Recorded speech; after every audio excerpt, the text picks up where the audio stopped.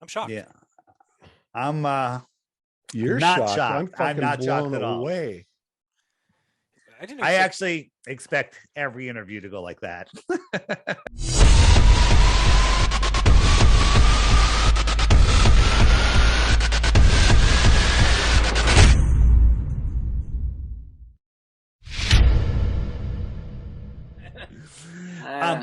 We're so famous. I mean, come on.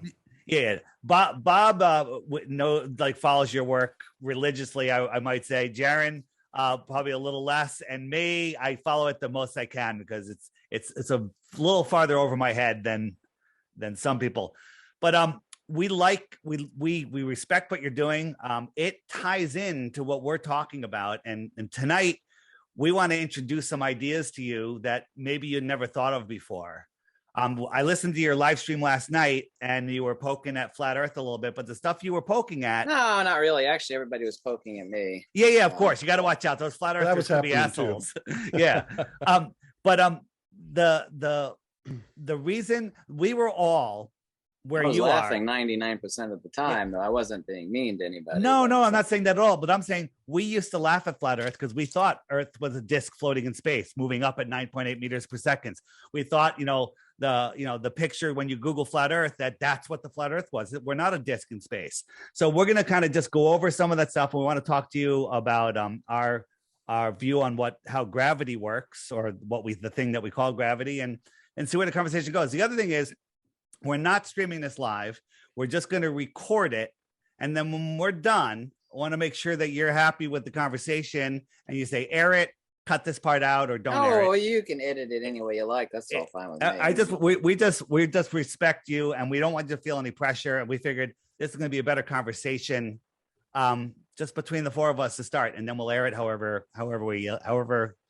we all agree upon. Oh, I'm not really looking for respect. I guess I'm unlike everybody else.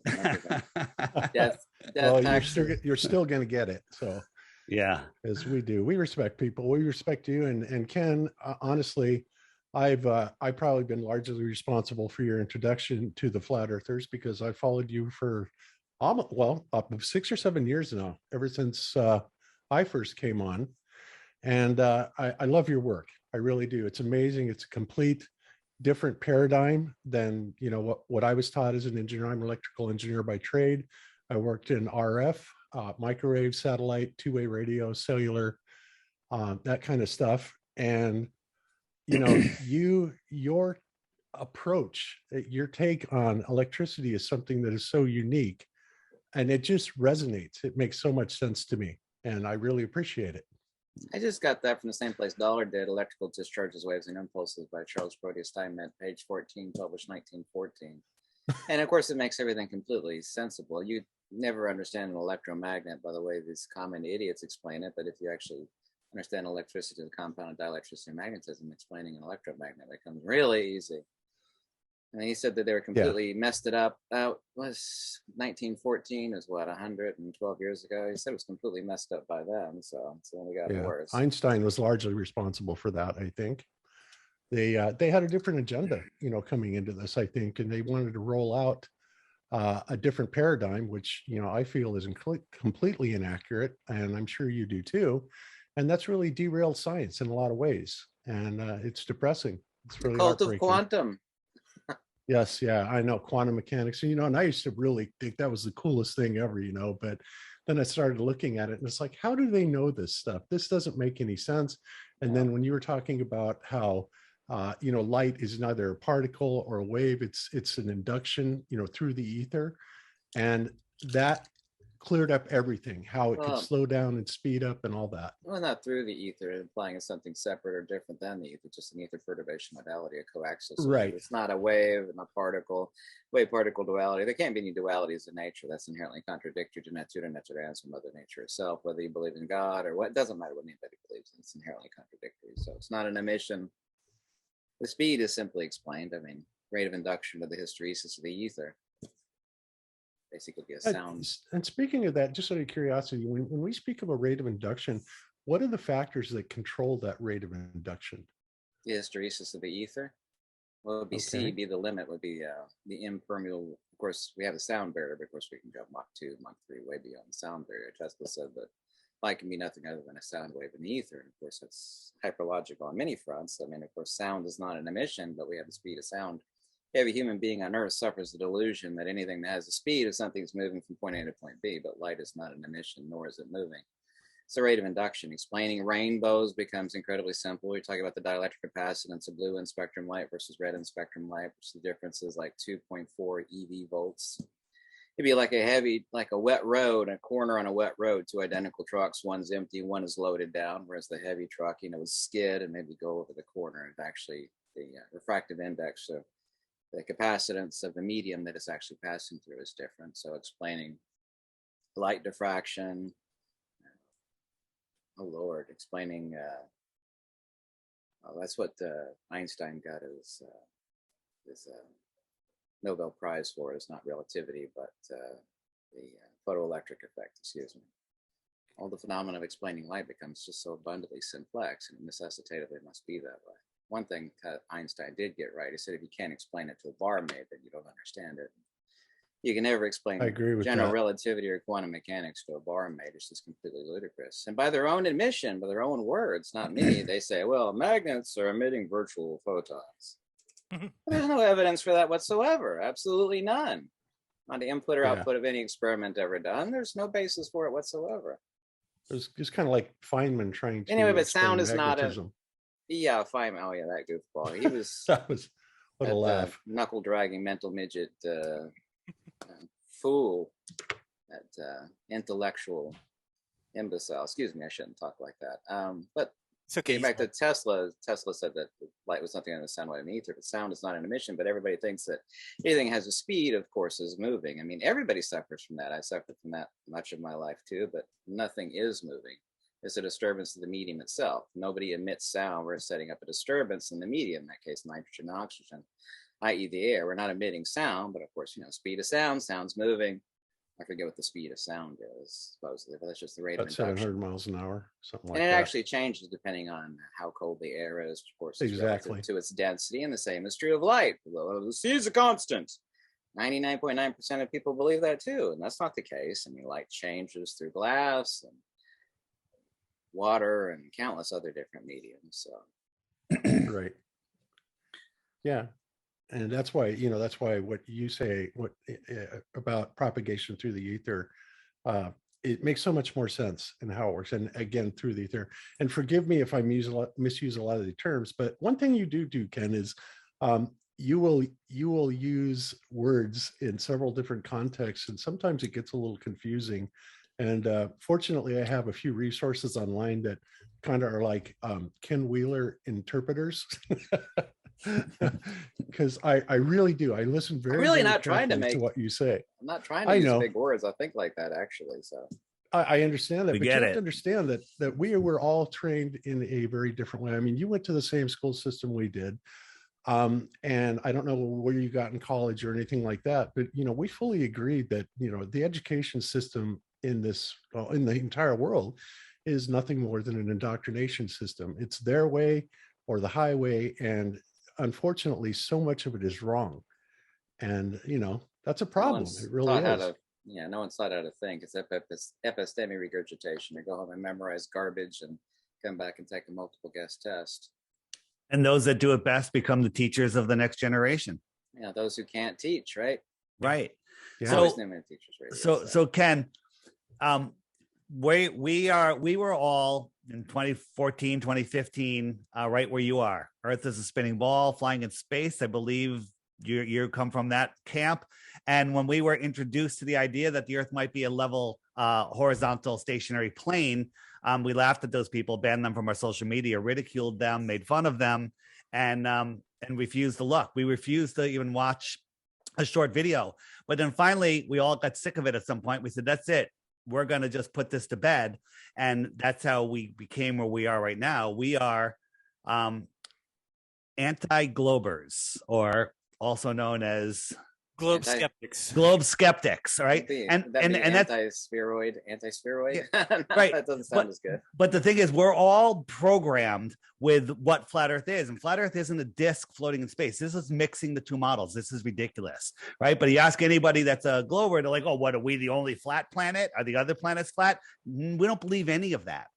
And when we actually apply science to what we see in the sky, we realize that we can't be seeing what they're telling us. For example, just the other night, Mars, not that well, it was a little while ago. Mars and Jupiter were in the sky. I could see them with my naked eyes. I have to believe that dusty, dirty ball, Jupiter and Mars, is reflecting sunlight that ignores the universe square law of light, comes back here and is brighter than any star. That makes absolutely no sense when we look at it. When we look at the universe square law of the moonlight, if the moonlight here on a bright full moon night was only 1 lumen, by the time I got 100 miles from the moon, it's like 60 times brighter than we see the sun, right? And that doesn't sound like a dusty, dirty ball reflecting. Let's ask Ken, though. I want to know, Ken, do you think we went to the moon? Yeah, I would never want to make a video on Apollo. There's a lot of images that are completely impossible. Actually, an enormous amount of images. They're all on Flickr now in high resolution. I think examined photographs for so many decades. Most people can't see it, and you download the high resolution. I think some of the images I've proven have been redoctored so that you can't see it. But if you find, there's countless thousands of resources to find the high resolution Apollo pictures. You take them and you just invert the image, and you can actually see things that are completely impossible. Yeah, they've got boxes over the Earth as if they've input it into the scene. Well, the big one is actually be like 4 EV stops gradient difference between something that's only 4 feet and 6 feet away from the standpoint of the astronaut, which is impossible, but how they actually do that is they stitch it. The reason why is the sets that they used. They couldn't literally stick in, 1.5 miles of powdered basaltic rock. They would actually stitch the images, and we're talking about 1960s stitching, of course. Right. And they would actually use little pins, but you can't see it on the bright image. They both looks bright, but you invert it as blatant. So I think for me, that was a big one, is just really look into the moon landing as much as I could, because I said if they can keep that a secret, then who knows what they can keep a secret, right? And I don't know if you've looked into Edwin Hubble, but Edwin Hubble being responsible for the expanding universe, when you go back and see what he had to say about it, he said that observationally he could not disprove the central Earth theory. I've heard it from George Ellis. I've heard it from many cosmologists. They say that they choose their models based on philosophical grounds. And Edwin Hubble said, we have to stay away from the absolute horror of a unique position. It's absolutely intolerable. So that's when I realized that I think science is more about a worldview than it is truly about science. They have a worldview, they have a direction they're going, and so all they're biased, of course, and I know that humans run it, so of course I can't think for a second that they're not biased. But science has this idea that they tell people that they're unbiased, right? That they go in and they have open minds to everything, but they don't, because it all has to fit their preconceived notion of this expanding universe, of everything's expanding and it's getting bigger, and they can rewind the sky clock and get to the Big Bang. But yeah, we a lot of that they're completely biased. They would never become PhDs or doctors of anything. They're like 3 dogs that are sniffing each other's butts. They're not unbiased. Yeah, they try and pretend like they are. It's hilarious. Every branch of science, too, throughout all of history, has always thought that their crap was 100% right, and they've always been proven wrong, depending on the time period, Dark Ages, so on and so forth. Right, they've always been proven wrong. Always. Neil deGrasse Tyson goes around telling people that science is true whether or not you believe in it, and there's not a more patently absurd false statement that one person could say. Oh, he's an egomaniac mental midget. He's a fool. Yeah, well, we're on the same page there. So far, yeah. Good. Well, let's not leave out Michio Kaku, the late what's his Brian face Cox. on the wheel. Brian Cox. Michio Kaku said that when we're off a factor of 2 or 10, it's horrible, but cosmology is off to a factor of 10 to the 120th power. I mean, that's a number that I don't believe even exists. Stephen Hawking, let's not forget about him. Oh yeah. Yeah, another puppet, and that's no pun intended, because I don't believe he's been alive for the last 30 years. You don't think he had ALS for 50 years? I don't think. No, he didn't have ALS for 50 years. That was just a puppet that they're. And Michio Kaku also did a great job when he said that, because it's so funny, because he says that nobody in his field that he knows of uses the so-called scientific method, which is him admitting that theoretical physics is pseudoscience. That's because that's the definition of pseudoscience, is anything purporting to be science that doesn't go by the scientific method. Yeah, Ken, He says it's Good show. wild guesses and Fly by the seat of our pants. just crazy theories. Yeah, by the seat of their pants. It's like, wow, that's real scientific. Now we got string theory, and people. So think, It's easy to destroy these people. They Yeah. can't define the term field. They can't define the term energy. They think the Right. flow of power is electrons, which of course is completely impossible using wireless power induction.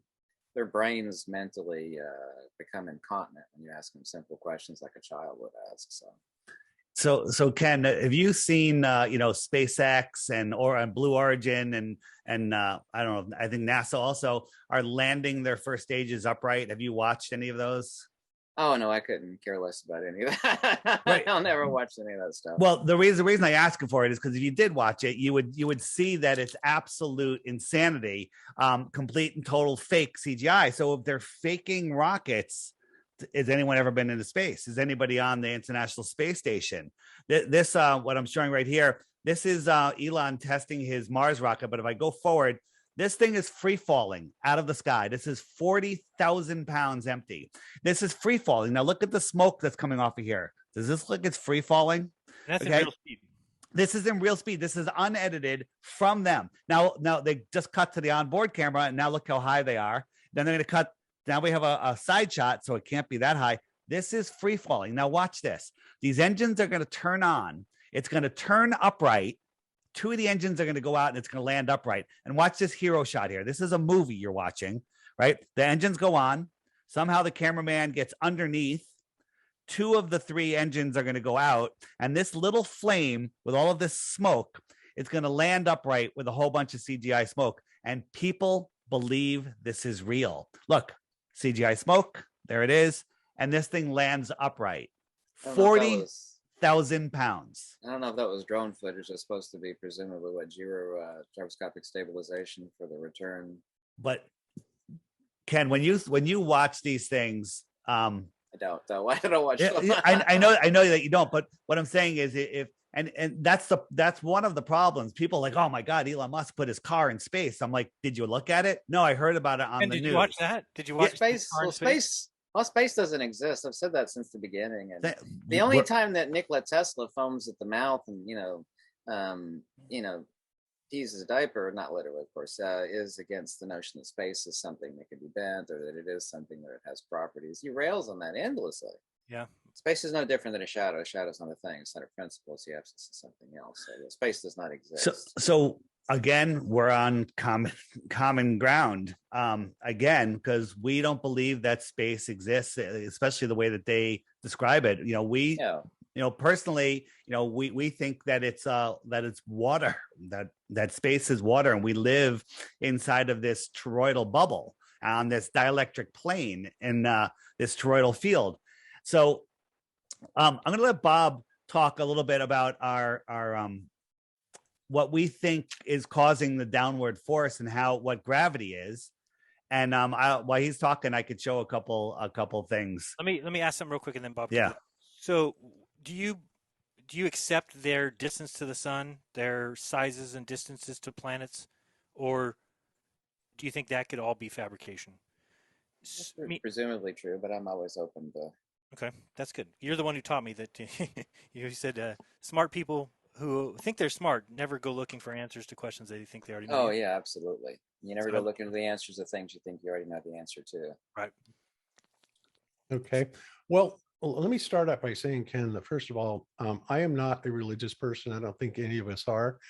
Yes, there are a lot of religious fanatics in flat Earth because the Bible is kind of a flat Earth book, from cover to cover, because it doesn't describe a sphere or anything like that. But all that aside, every other cosmology that has been talked about by different civilizations shows the Earth to be this kind of flat with a dome over the top of it, right? And this goes way, way back in history, and all of these different cosmologies and civilizations have, kind of defined it that way. And so, and even our Bible, it talks about how it was created and how God created the firmament over the top, like, kind of like molten glass that he puts over the top. So I looked at that and I said, okay, so what if that's real? What kind of evidence is there for that? And what I found was amazing. There's, there's a lot of optical phenomenon that will kind of demonstrate that. The fact that, we are able to sit inside of a 14.7 or 760 torr atmosphere next to a 10 to the negative 17th vacuum without blowing the atmosphere off into space. And, they say, well, gravity takes care of that. It's like gravity's way too weak to take care of that. It stands to reason, at least in our minds, that we are in something that is in fact covered. Okay, so, and if that's true, there should be several things that are indicators of that. So the fact that we're pressurized, that's one thing. There's a lot of interesting things that go on up in, space that I find kind of interesting. For example, when a lot of the observatories are looking at the stars, they have this little tool that they can create an artificial star. Are you familiar with this? Yeah. To calibrate? Yep. Okay. So what they say they're doing is they're firing a laser up to about 62 miles or 100 kilometers, and it's hitting something they call a sodium layer. And with that, it fluoresces the sodium layer, and then they are able to then take that low magnitude or high brightness light and feed it back to the mirrors and actually modulate the mirrors on the telescope so that it removes a lot of the atmospheric distortion. Correct. Yeah. Okay. So my question is, I've seen those little capillary actions on the back of the reflector telescopes and where they attach it's amazing. It is absolutely amazing.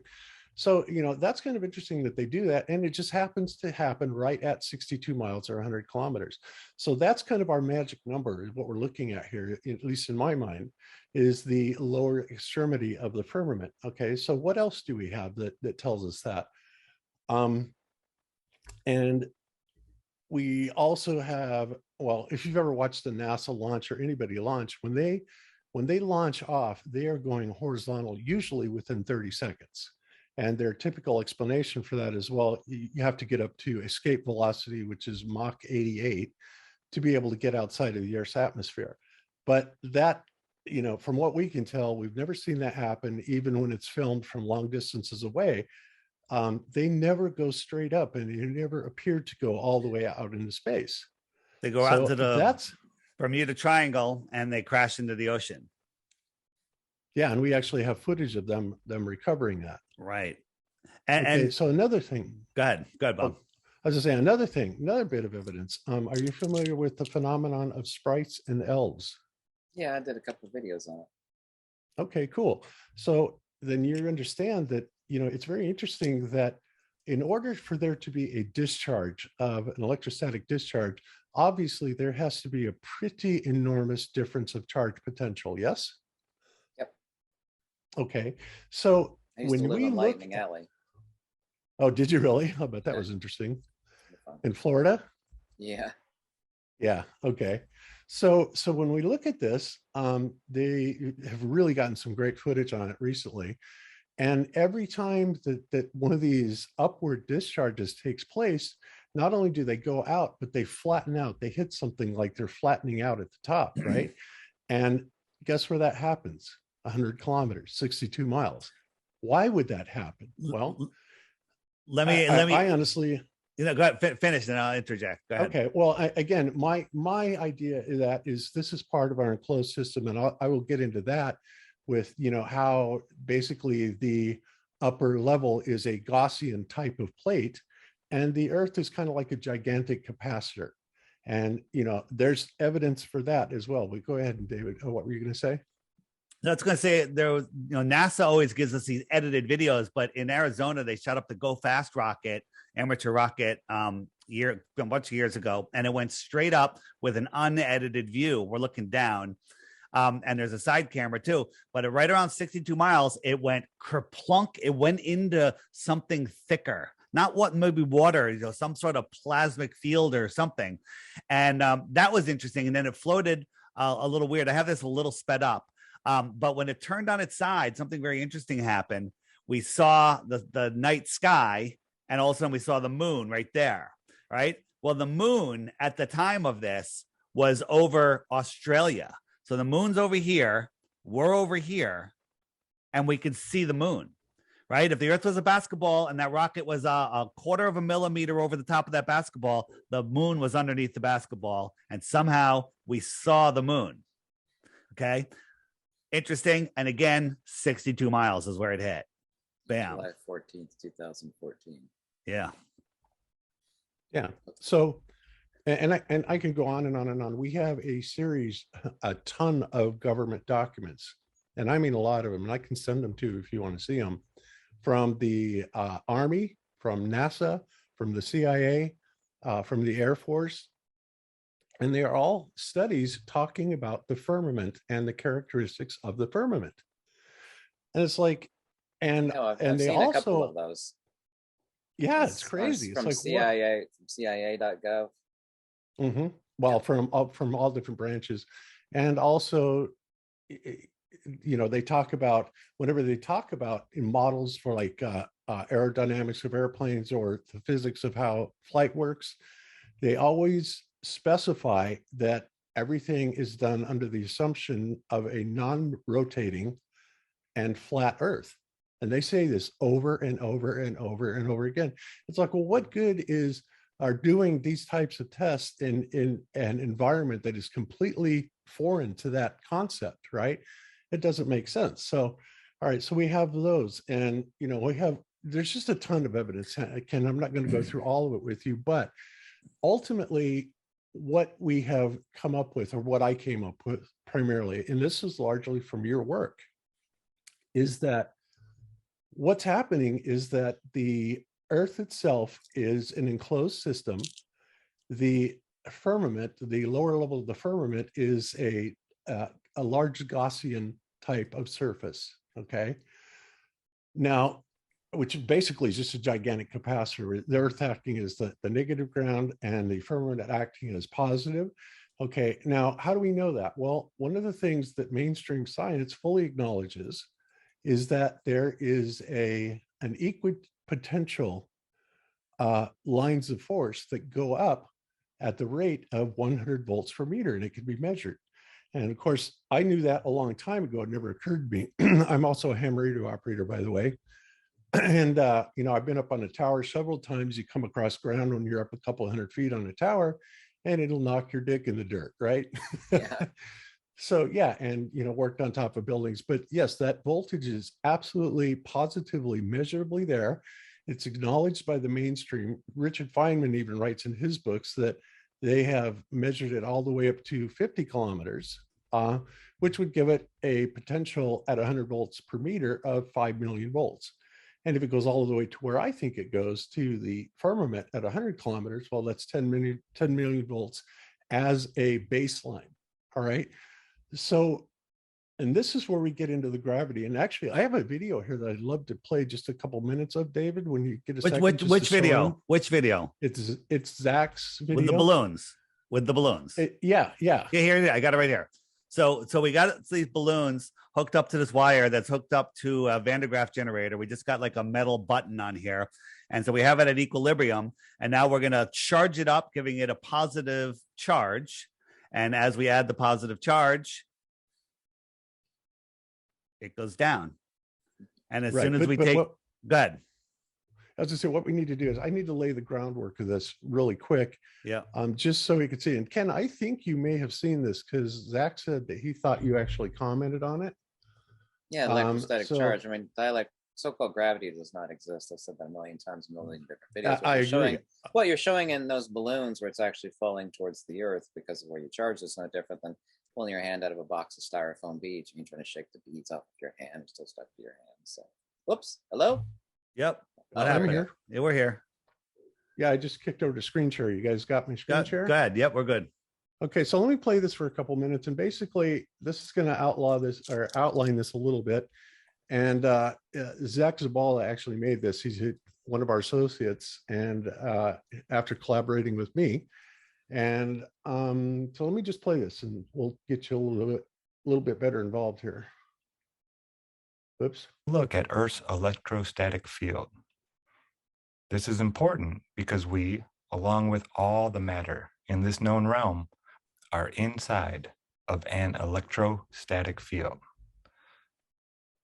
The Earth itself has a measurable negative charge compared to the air above it all across the plane. As soon as you leave the surface, there is a positive charge in the air around you that grows in electrostatic potential the further you go up towards the sky. It is a steady, gradual rise in potential, which tells us, according to the laws of electricity, that we are between two Gaussian surfaces. A Gaussian surface is simply a surface that encloses or distributes a charge.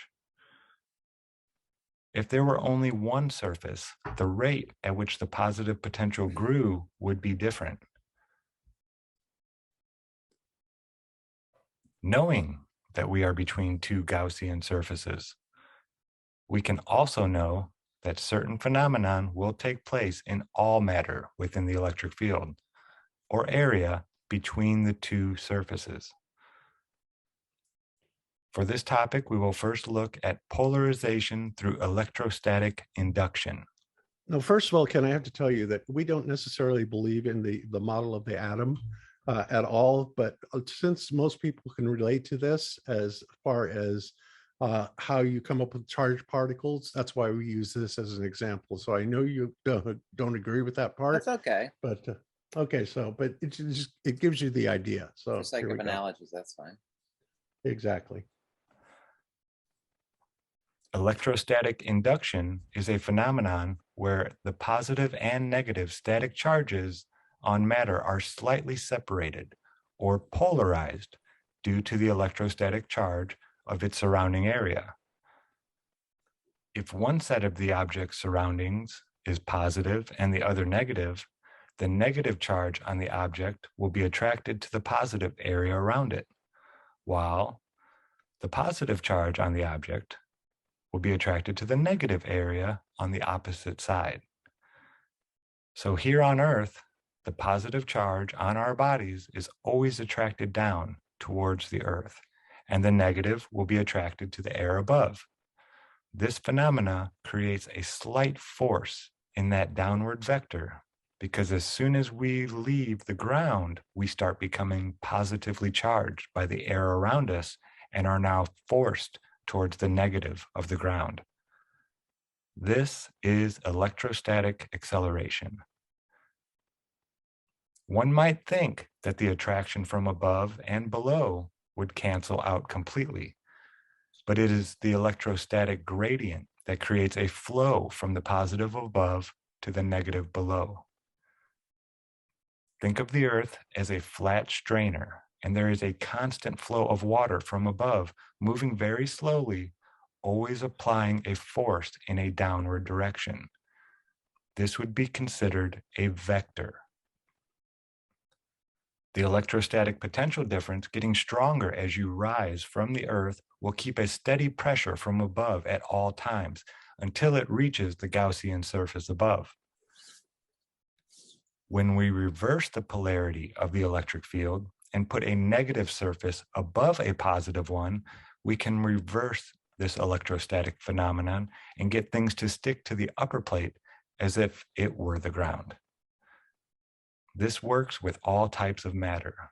You can move wood, iron filings, and even human hair with these forces. Believe it or not, you can even get water to bend. Okay, so I'm going to stop that there. And you can still hear me, yeah? Yep. Me? Mm-hmm. Okay, cool. So, so basically, Ken, what we're saying is that it is, since we believe that we're in this container and basically we live on the dielectric inertial plane of the Earth. That's the circular part, the pizza part, right, if you will.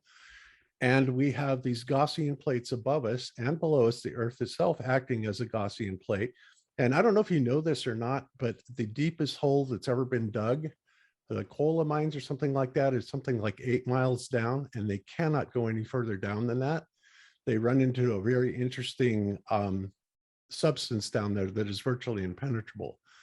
So that's what That's in Russia, the deepest hole. I forget the name of the hole though. The The Bora. Bora super hole or something like that. The only thing they needed Yeah. to change in that video is to talk of a negative charge. There's no such thing as a negative charge. Walter Russell said the same thing. We're talking about a ground or a discharge point. So, but that's just splitting hairs, though, of course. But. Here's the hole. If anybody cares.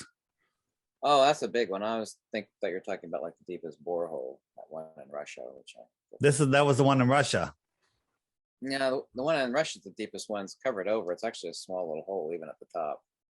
Oh, I thought Yeah. this Okay. was all right. Whatever. I think that So one. anyway, They made a movie about it too, because when they stuck a microphone all the way down to the bottom of it, they heard these weird voices, and it sounded Like like hell. they were in hell. Yeah. I'm still freaked out about hearing that. right. So, okay. So anyway, so basically that's it in a nutshell. There's a lot more detail to it, of course. And, if you have questions, I can try and answer them. But, honestly, I'd love to be able to ask you questions about it.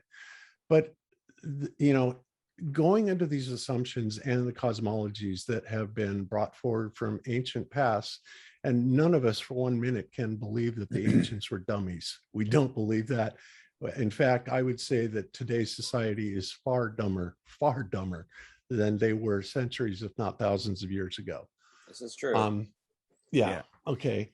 So that is what we call the so-called incoherent electrostatic downward vector. Okay, which is our model of gravity, right? Because while it is true that it is theoretically possible that mass could attract mass, and I think you even accept that, the problem that we have with it is we also ran another test where we were doing tests with the little BBs that were magnetic BBs.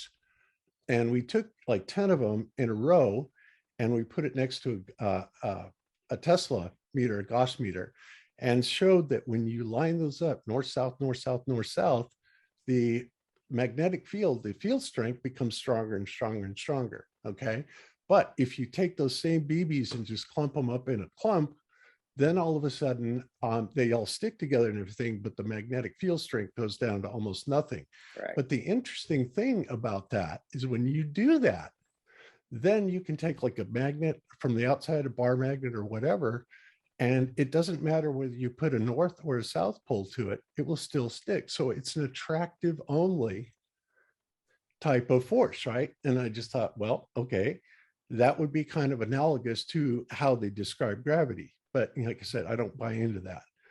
So, so we came up with this, and this is based largely on your work.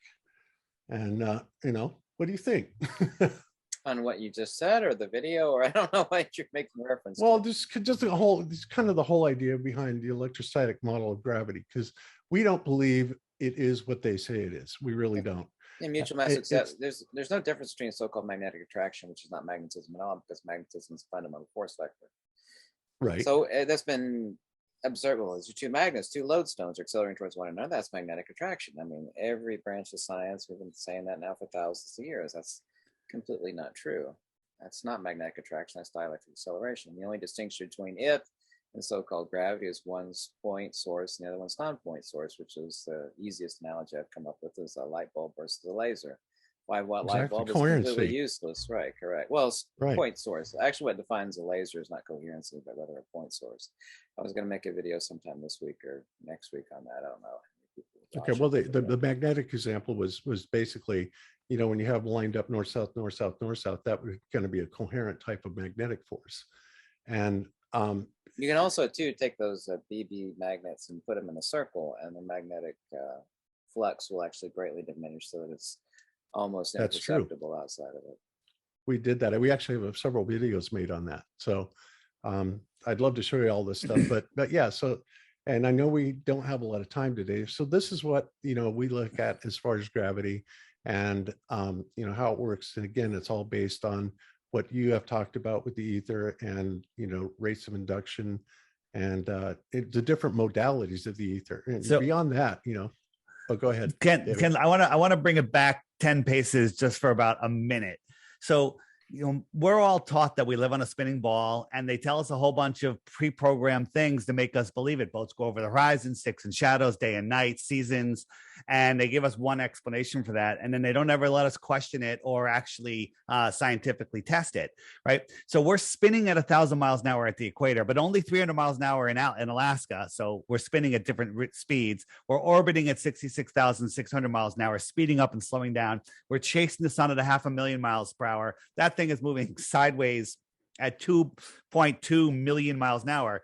And then let me just give you a quick look at what that actually is. This is the hypersonic sled track. And if I get my sound to work, it scares you, but it goes by a Mach 8.6. You can't even see it. Mach 8.6. You have to believe that we are orbiting the sun 10 times faster than that, speeding up and slowing down in an elliptical curve. And we're chasing the sun at 100 times that speed. But when we go out into nature, our senses tell us this is it, where this is flat, large bodies of water at rest, lay flat. They're testable, no curvature. We've done laser experiments, mirror flashes. We're seeing distances that would that there should be a mile of curvature. But when we go outside, we see places like this and this. Water needs lateral pressure. Without a container, you don't have resting water staying level. A pond, the container of the pond is the land that's consistently higher than the pond all the way around. So lower part of that pond, and the water is going to flow away. Well, the world pond, right? All of the oceans of the world, they're not on a ball spinning with Antarctica at the bottom. How they really are, in our opinion, is like this. This is our world. All of the continents and islands are surrounded by water, but all of the water is surrounded by the highest land on Earth, which is Antarctica. Antarctica is the highest plateau on Earth. It is the container of our world pond. The Earth is not moving. What's out here in the outer space across the Earth plane, Ken? We don't know, because the Antarctic Treaty doesn't let anybody independently explore out there. No, you're not allowed to go down there. No. Right. But instead of saying down there, instead of flying upside down and landing in Antarctica, we're just flying across, landing in Antarctica, right? The airplanes fly straight and level over an Earth plane. And when you start looking at if I got my Jupiter on my Earth, if this is the Earth and we have our equator, north is on the top, south is on the bottom. If you're going from any northern destination to any other northern destination, would you ever need to cross the equator? What do you think? From any northern destination to any other northern destination, you wouldn't need to. And guess what? You're right. No flights that start in the north and end anywhere else in the north ever cross the equator. The problem is that should be the same for the south, but in the south we have something very strange that happens, right? When you I'm trying to pull up a picture here. So this flight goes all the way up here and then all the way back down. It crosses the equator twice, but when you lay it on a flat map, it's a straight line, right? Southern flights, long distance southern flights, cross the equator multiple times. Here's another one. On the ball, it goes all the way up here and then all the way down. Now, they'll say, oh, they got to pick up passengers, or, they can't be over what? This is the same distance. This to here is pretty much the same as to here. And it's a straight line on a map, right? There's dozens of these flight routes, and they all do the same thing where it's a straight line. But to make it worse, there's been a whole bunch of times where there's been an emergency. Someone's having a baby, somebody is having a heart attack, and the plane has to land. Here's one where they went all the way up to Seattle, which is like 1,000 miles off their track. One, they didn't have time to get there, but somehow they got there and they landed. But when you look at it, that Seattle is right on their route, right? Here's another emergency landing. This one landed, went to Moscow. Moscow is way out of the way, like 1,500 miles out of the way. They got there really fast. How did they travel 1,500 miles and get there? When you look at Moscow, Moscow's right on that line again, right? Another one. This one, I've flown to Moscow a couple of times. Yeah. This one, they went up to Calgary again. Why did they go to Calgary? Right? They went up to Calgary because on a flat Earth map, Calgary's right on that flight.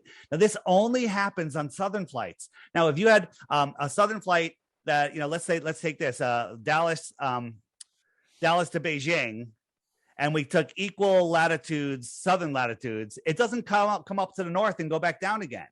Right? Or actually, I'm sorry, that's not a one that's crossing, but the ones that cross the equator twice, the opposite in the north never happens. It never happens because the Earth is flat, right? The other thing is circumnavigation, right? People say, well, I've gone, to Japan, I kept going, and I came right back. Well, at the flat Earth, we have a magnetic north, and so here's my boat. My compass is pointing towards the center. I'm trying to push this thing west. Well, I have to keep turning to the right to maintain a heading of 90 degrees or 270. I'm going west, sorry.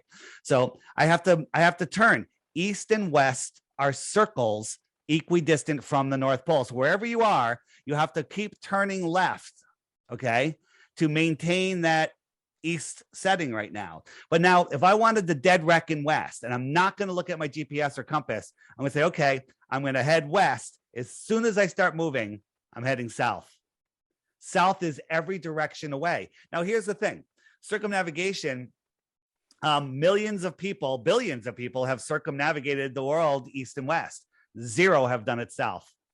Nobody has ever gone south and popped up on the other side of the world. That's true, though. That's true. Yeah. You're right about that. You don't have to convince me of that one. That's definitely true. Ken, you are a super smart guy. And the only reason you don't know that the Earth is a level plane and not a globe is because you never looked into. Well, I've said we've lived on a plane like a million times in different videos. But something that you forgot to mention too, that's great support. Look up the Poincaré disk model of projective geometry. You know that I've got 3,000 videos on that ferrocell. That device uses optically flat glass with like a nanoparticle thin layer of liquid between the two. You see the hologram on your credit card, right? Okay, great. Yeah, we have several of those actually. Oh, the ferrocells? Yes. Oh, you do? Oh, okay. So you know what they look like. Oh, okay. We've not only bought some, but we've made them as well. We have a great big one. It's great. Oh yeah. I mean, look at the holographic effect of volume that you actually get from that. I mean, we do live on a plane. I mean, I've said that endlessly. Well, you've said that. Yeah, you said not only that, but you've also said that that it is the dielectric inertial plane. Yeah, life is where it's possible there, right? Right. It's the lowest pressure mediation nowhere else between but the there. centrifugal divergent magnetic and centrifugal convergent dielectric, which are both the negative geometries of one another. That volume, or I mean, not that a torus is a sphere. I mean, it isn't really so a sphere. I mean, it's completely unreal. It is holographic. It's the reason why you see incredible volume off of a nano thin layer of liquid between two super flat pieces of glass. Like, wow, look at the volume, so holographic. But you're looking at a mirage, of course. Optics are wonderful. Right. So, wonderfully deceptive anyway. The other thing is, this is the Georgia Guidestones, and the center stone here, there's this little hole, and you look through it, Polaris is through there, right? So in the heliocentric model, we're moving 4.5 billion miles a year in one direction, farther in another direction, and somehow over 40 years, Polaris has never moved from that hole, which is absolutely impossible. Parallax, whatever. And then the Glober argument is, well, it's so far away that the 4.5 billion miles a year doesn't cause any parallax, which is ridiculous, because then you have the inverse square law of light issue and the size and all of that. But even on the globe model, they tell us in 4,000 years, we're going to have a new star, a new North Star. And 4,000 years ago, we had another one. Well, it would have moved a degree already in the 40 years it's been up, and that would knock it way out of this hole. It would have moved also due to assumed precession of the Earth. So. Right. And so the Earth is not moving. The sky is spinning around, and the North Star is almost at the exact center. It makes a tiny little circle, and all of the other stars. Now, when you get into the farther outer lands, all sorts of optics happen where, and I just say looking up at the sky is no way to prove the shape of the Earth. But when we people say even stellarium, I was playing with that the other day. You can fast forward to whatever year you want. The North Star doesn't move. Yeah. And 4,500 AD, and the North Star doesn't move. It's like, how could your program be correct if it's supposed to be accounting for And Same in Starry Night. the programmed response is, well, how come they can't see the North Star from the south? Well, there has been observatories as far as 30 degrees south that have seen it. But the reason is, if we were in a room with 10-foot high ceilings, and we say, okay, that light is the North Star, which is off to the side just a little bit, and then we expand that room to 10 miles wide. If I sent you a couple miles away to the outer south, right? I want to be able to see you because the ceiling and the floor will merge together due to perspective. You'll look up and see completely different lights. I'll look up and see completely different lights. We'll call each other on our cell phone, and you can't see the north light above me, and I can't see the southern lights above you. That's exactly how it works. Ken, this topic is so incredible, and I'm going to just jump right to the end here, and I'm going to let Jaron. You probably have a couple of things you've been wanting to say, but Bob and I have been talking. No, I'm good. This is people say, well, what difference does it make? I still have to go to work. Well, that's how they got us. In school, they tell us that we only use 10% of our brains. Well, that's the objective of school, is to shut down the 90%, the creativity, the connection to nature, the connection to source, or whatever you want to call it. They don't want us using that. They don't want us doing vortex mathematics and sacred geometry. They don't want us expanding our minds and using our imagination, because that could challenge their authority. So they put us into the 10% slave mentality, and they have us spinning out of control where an asteroid is going to take us out. That's not going to happen. We're running out of water. There's infinite water. We're running out of food. That's ridiculous. We're overpopulated. Biggest joke in the world. Okay. They want us living in fear, so we will succumb to them and we'll give our free will away. And it makes the self-replicating system, and it weakens our immune system. We're constantly stressed out about bills and right. all the nonsense. And right. It just makes us weaker and weaker and weaker. So you know what, Ken, I got to comment on something really quick here. Ken, you are probably one of the smartest people I have ever come across. And some people must like to hear that, but I don't. I'm not saying don't say that, but I'm nobody. I know, I'm not. Well, I think I know where Bob's going with this comment. Go ahead, Bob. Yeah, I'm not trying to make you feel uncomfortable or anything like that, but something that you've always said since the day I started watching you is that, I don't get into conspiracies. I don't subscribe to that stuff or anything like that. And over the last 2 years, and we know what's happened over the last 2 years, you've been kind of changing your tune a little bit on that. And because it always occurred to me that you see what's going on in the world. I know a lot of conspiracies are right, but I can't say that, because then they say, you are a conspiracy theorist after. I mean, tons and tons of so-called conspiracies. Term. Oh, of course it is. I know it is. But yeah, absolutely. By anybody, but by the rest of these fools, positions, I am a conspiracy theorist. I've always done that. That just means someone that's investigating the truth, and what everybody believes is lies and bullshit, and they got blinders on, and they're a bunch of brain dead blind sheep. So yeah. And we're exactly, and I'm not, and you're not, so I was always a conspiracy theorist. Go ahead, Bob. So that's why we've always been a little bit puzzled about that, because it's like Ken is smart enough to see what's happening in the world, and I'm sure you even see the deeper meaning of what's going on behind the COVID and all that. We won't talk about that because we can't. But that tells you everything you need to know right there, that we can't talk about it. 100%. Exactly. 100%. Exactly. And don't forget that the Ivor stuff is the cure. And don't let anybody. A lot of my friends were murdered. 2 of my best friends were murdered on remdesivir. My mother. Do not let your mother. Sorry, go ahead. Our other friend's mother. Rob Skiba was one of the main voices in the flat Earth, and he went to the hospital, and they put him on remdesivir and ventilator. Hey, easy, careful. We're not gonna be able to put this. Beep. You'll edit that out. Edit it out. Actually, we should. But just real quick, this isn't a fringe thing. This is these are the people. Let me just pull up the world map here. These are the people, just a small fraction of the people that know that the Earth is flat. These are the people. Okay, this is the fastest growing wave of truth. This is the United Kingdom. This is just a fraction of the people that now know what we're talking to you about.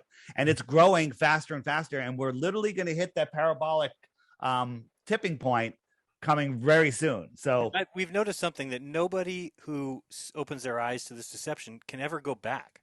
Yeah. Because it becomes impossible. Like for me, it doesn't, I just can no longer jive with the spinning ball in the vacuum of space, and we're flying at crazy speeds going around a sun that's 900,000 miles wide. I mean, because I just need evidence, and science loves to tell you, oh, extraordinary claims requires extraordinary evidence. Well, except for theirs, right? Yeah. They just teach it to kindergartners, and that's know. forgot about the part of extraordinary evidence, which And I'll believe it if you give it to me. yeah. So Yeah, they'll tell you that magnets are talking to each other. Not my words, their words. They're telling you that magnets are talking to each other with virtual photons, and yet they're the ones that have their finger on the truth of the world, right? Right. Sure. Amen. Unicorns, leprechauns. Yeah, okay, whatever. right. So I don't remember if I heard you mention Aristophanes last night or whatever. That's another big one is Aristophanes. He assumed that the sun rays were coming in parallel because of a distant sun. There's two problems there. No one's ever seen parallel rays. And the other thing is they had a distant sun. How is a distant sun orbiting a tiny speck Earth? Okay, that makes no sense. So they can't even get their lies right.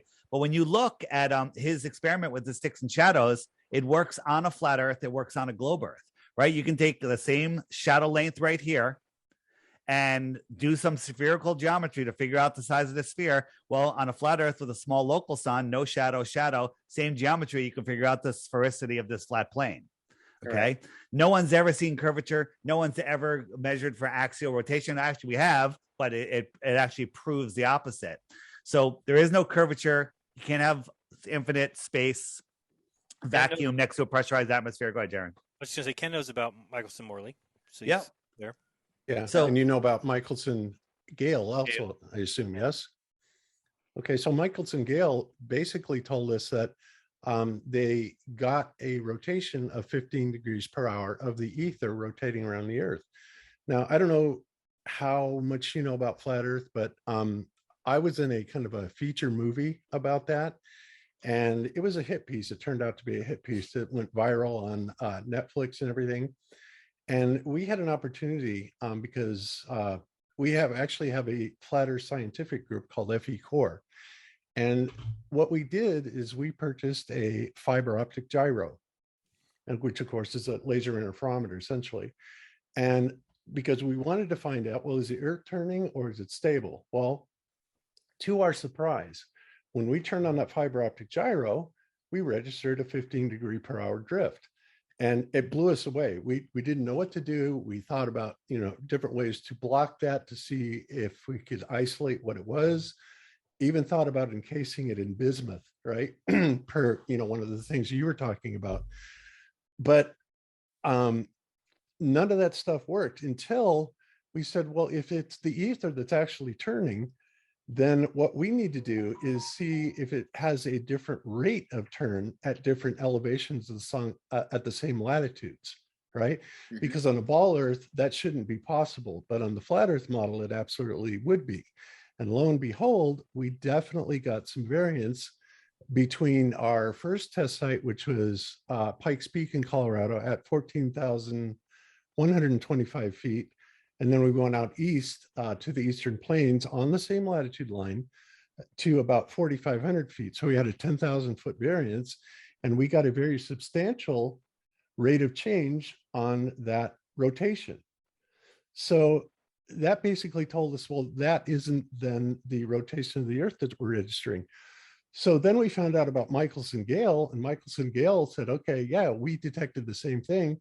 How do we determine what it is? So then along comes Airy's failure, right? And Airy's failure, I guess it had already been done by then, but it's a simple optical experiment, which we are going to reproduce in FE Core, that you take a telescope and you point it at the stars. Well, first of all, are you familiar with it?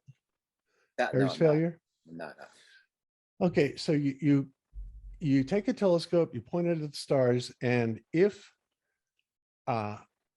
and then you take that as a reference, and then you fill the front of the telescope up with water, which theoretically would slow the light coming in to the telescope, slow it down.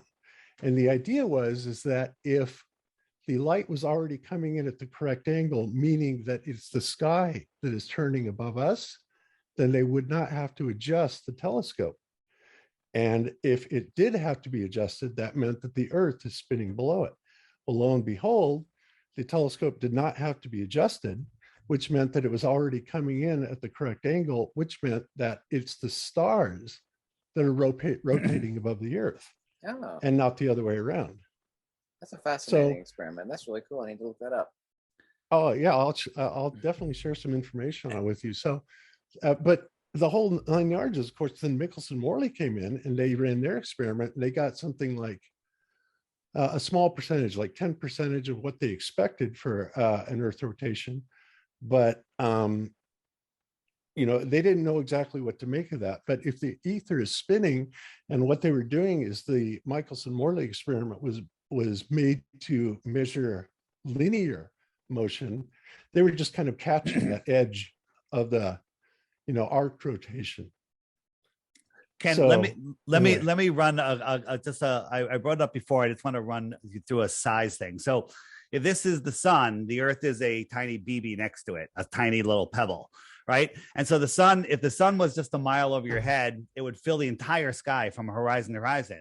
So if I move the sun 93 million miles away, due to perspective, it becomes the size of a coin held at arm's length. That's a massive reduction. The entire sky to the size of a coin. So that's 8 light minutes away. If I doubled the distance, how much smaller would that sun get? A lot smaller. But let's be real safe here. If I go 24 times farther, okay, that's 3 light days. Okay, 3 light days away. It's scientifically provable that its angular size is far too small for your eye to see. Far too small by magnitudes. Okay, that's 3 light days away. All right. And then forgetting the inverse square law problem. You know what the inverse square law is, right? Yes. Do you? Okay.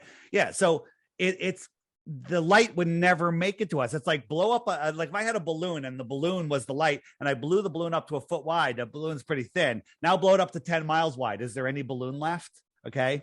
So the all of the light can't make it. So at 3 light days away, we can't see the sun. Then they tell us Polaris is 46 times bigger. Let's make it 48 times bigger. Okay. So to make it equal at 6 light days away to 48 times 3 light days, six light days away, Polaris would also be scientifically provable too small to see, ignoring the inverse square law problem. Okay. Which makes it far worse. That's at 6 light days away. They tell us it's 433 light years away and we can see it.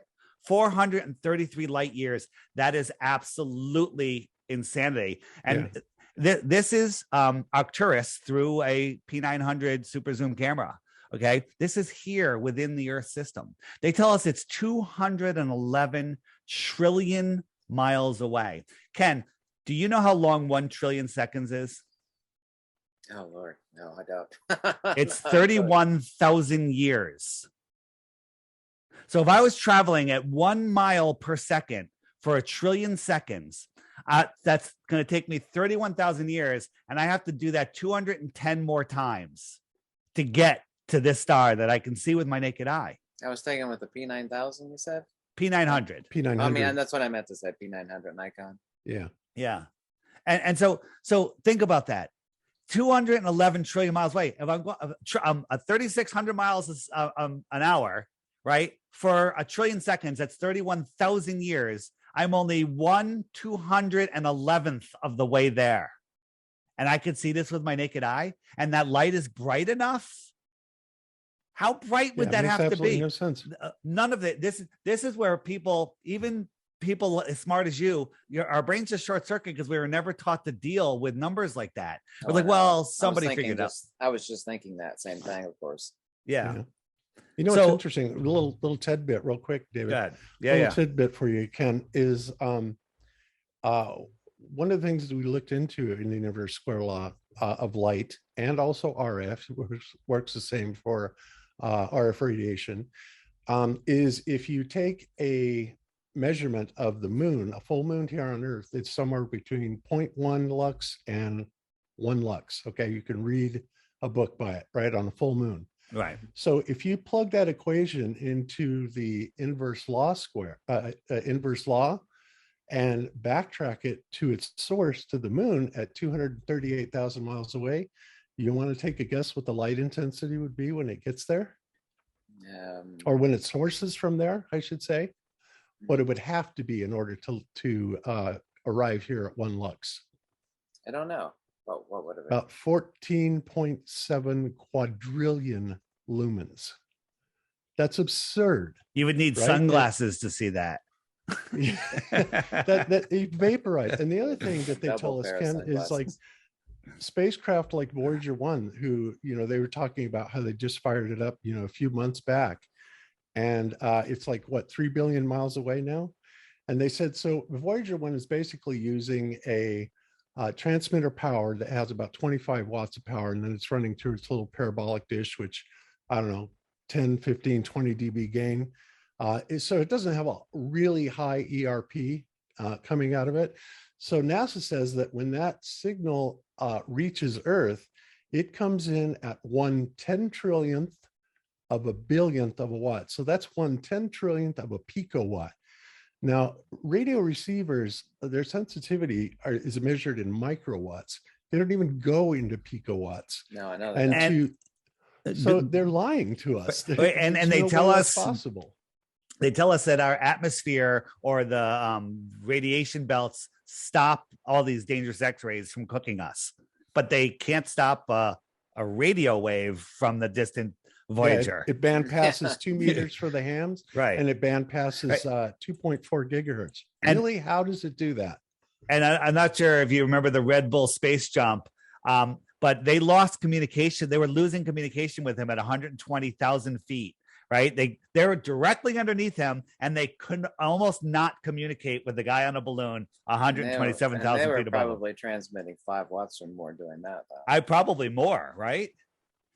And so all of this, all of it's space, absurd. all of the, and people go, well, how come Russia wouldn't tell on us? Well, we come from the camp that all of these countries, the division of countries is an illusion. They're all in it together, right? All of the space agencies, they're all in it together. There might be some rogue stuff going on. Like if you look at the friggin' Chinese space station, it is the dumbest thing ever. You probably didn't even know there's a Chinese space station now.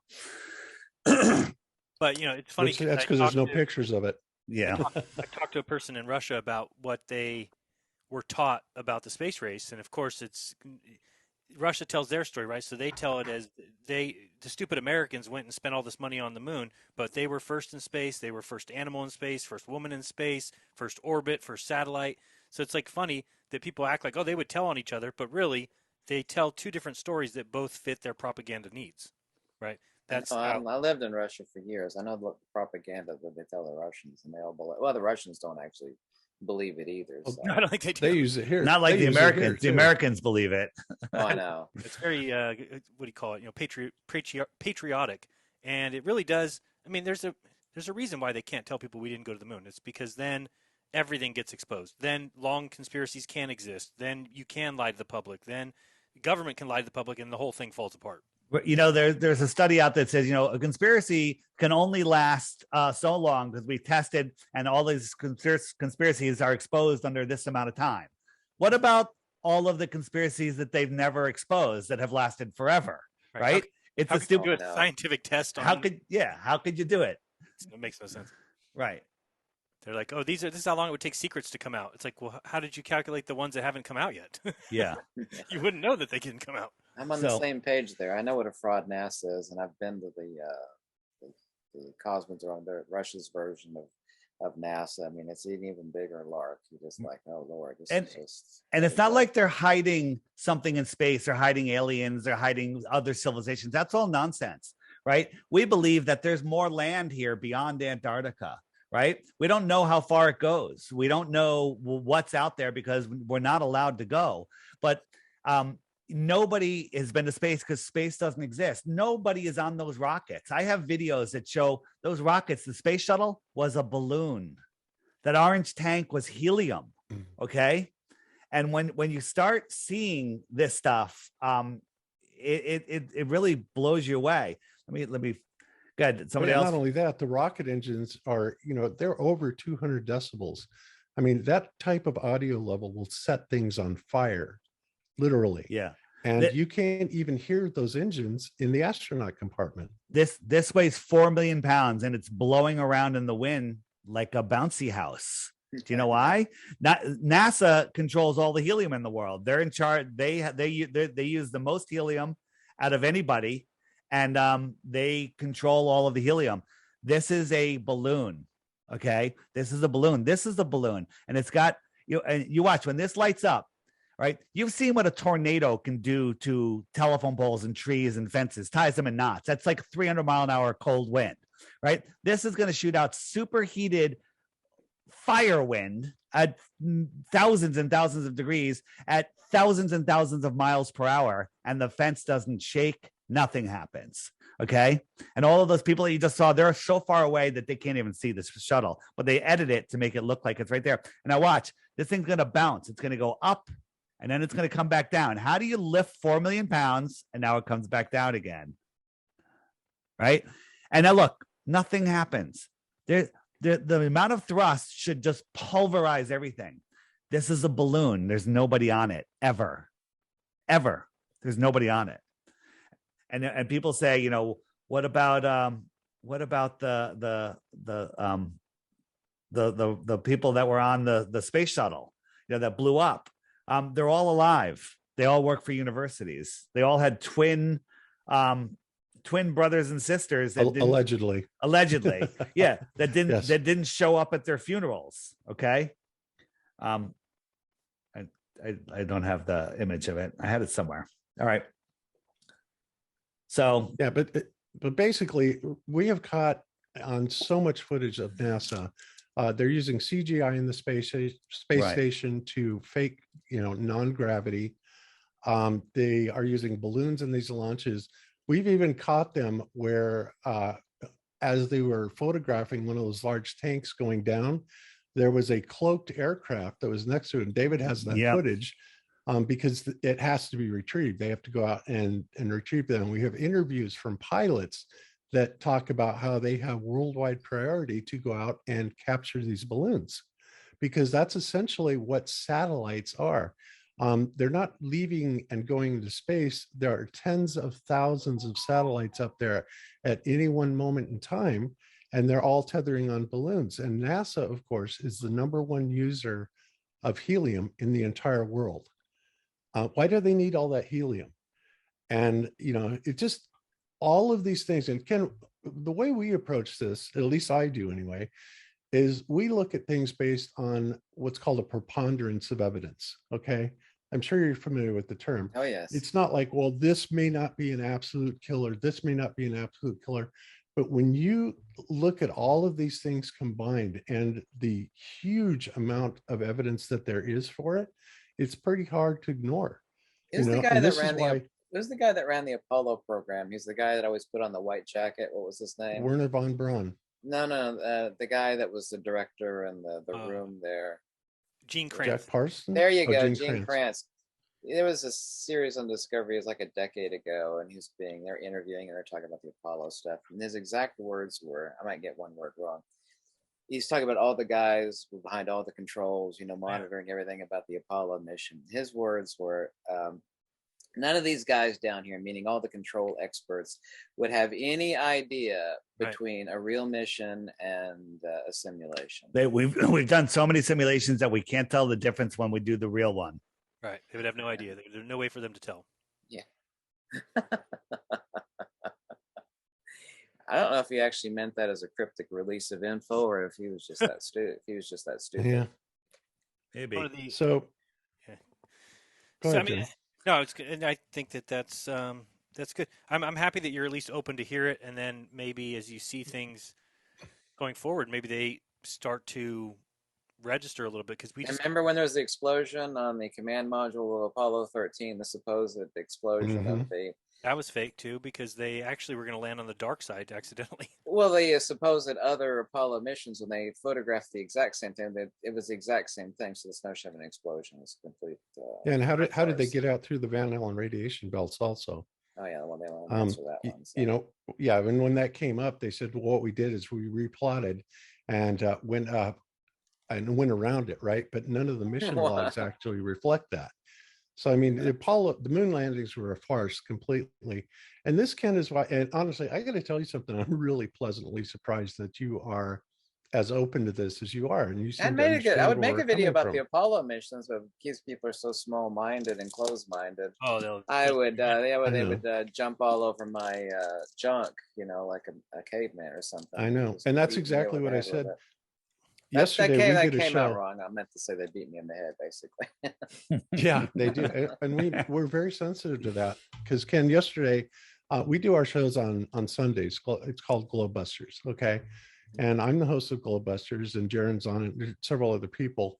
But we knew this interview was coming up with you, and I was telling everybody that it's like, I really want to respect Ken's feelings on this. I believe he's very smart, that he will be able to see this. But I also know that once you get tied in with flat Earth and that stigma, people come after you. They do. They will try and ruin your life. It's horrible what goes on. Not to mention all the Oh, people criticism do that we that to get. me already anyway. That's no big I So- know they do. Oh God, do I but know but they do it. it's not as bad as it was a bunch of years ago. Now, like I go around and I go on people's shows and I introduce flat Earth to them. And it used to be a couple of years ago, I mentioned flat Earth. Oh, you're an idiot. Now you mention flat Earth. I go, I've heard something about that. Yeah, come on our show. We'd like to talk to you about it. And people are open-minded. Look at this. This is an empty tank. I believe it weighs 40 tons, and it's falling back to Earth, and it's going to burn up before it gets to these clouds, which are right there. Now, this is being filmed by the people that are on the shuttle that are on their way up at 17,000 miles an hour. Okay. The distance is Amazing depth of field, isn't it? Yeah, and this thing should be falling, okay, falling at so fast that it's going to burn up. Right, those clouds are right there. Here's something to look at. Maybe we're looking at this from underneath and looking up at the clouds. Okay, we don't even know, but this thing is floating. This is a balloon, and I believe this is the one where you'll see the cloaked helicopter or something that's going to try to retrieve this thing. It might not be on this one. Yeah, it's on the side. You can actually see, and the military has this technology. Yeah. We did a show on that, basically showing this cloaking technology that they have, and it's very real. And we caught hints of it in the proximity of this thing, and obviously they were getting ready to capture it and reclaim it because it's just a balloon. Yeah, and I enhanced it, and you could see fins and wings, and by the way, this is dropping. Yeah, this is still dropping after they already went around the Earth once in an orbit, right? Yeah, and they caught up with it again. Minutes. Yeah, it's completely impossible. It is, and people don't get it. So when I was saying this is shot from underneath, here's I show this on some shows. I'm like, how come we don't see any land? And then the Glober will go, well, because you're over the center of the ocean. I'm like, well, you can't see curvature. They're like, yeah, you can see the curvature. Look, and I say, well, how do you know this is from the space shuttle and it's not from my front yard? Okay, just being filmed upside down. Yeah. Right. And I like that one. My budget, like that one. My budget is not $63 million a day. I only get $6 million a day. She tells people to download Apollo mission photos of the old ones and then invert the images. That'll shock the hell out of them. Look, we have so much stuff on the Apollo landing. Like, basically, we use the Apollo landing as our litmus test. Like, do you believe in the Apollo landing? They're like, yep. Like, well, we're pretty much done here. You're hopeless. Yeah, we're pretty much done here. Yeah. People are indoctrinated to believe all sorts of stupid stuff. Everybody thinks photon particles exist, and that's just ridiculous. Yeah. There's no such thing. Electron particles. Yeah, it's true. And so, Ken, I don't know if you knew this or not, but we get so much crap from people, and they talk about how flat earthers are not scientific, that none of us have any education or degrees or anything like that. And me personally, I'm an engineer, have been my entire life. I sit on the board of directors on a small 501c3 nonprofit called FE Core. Okay, and we formed FE Core to basically study the true nature of our world. And right now we have something like 600 members. And out of those members, lots of them are engineers, scientists, physicists who will never come out because they need their anonymity preserved, because otherwise they're out of a job or they're ruined or whatever. You don't have to convince me of that one. I understand that. Yeah. And so, but nevertheless, and we have run so many tests. We've run laser tests. We've done microwave tests. We're going to redo Aries failure, on and on and on and on. And, I'm talking about, people that are very professional in their field. So it's not like, and granted, Flat Earth definitely has a bunch of crackpots in the community. There's no doubt about that. But there's But crackpots in every community. There are, but there's so many of us that are dead serious about that, because we look at the world, we see there's something very wrong with the world. Technically, on so many levels, what they're telling us about our cosmology, our space program, our history even is a lie. And so we want to know why. And so we are willing to be ridiculed. It doesn't always feel good, but we want to know why. And it's that reason that we do this. Bottomless levels of systems of control. We have everything other than a tracking device shoved up our sphincter already. Of course, we have that now. It's called a cell phone, but yeah, it's true. Ken, true. Not to take up all of your time. Do you have any questions for us? Any like thing that's like, well, how could the Earth be flat if? I don't have any questions like that. I'm not trying to hold anything back at all. I just want to have an open-minded, intelligent discussion, which of course we have. Yeah. Yeah, you've been fabulous, Ken. God, I can't believe this. I was so nervous at the beginning. I'm really starting to calm down a little. But for somebody that does, nobody should be nervous to talk to me. I'm not bad. I know.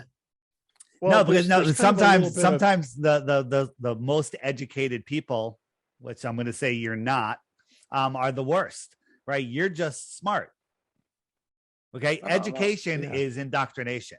Correct. Right, you actually use your brain to figure things out. So you already had those muscles to hear what we were saying. Other people, do you ever watch movies? You watch The Matrix?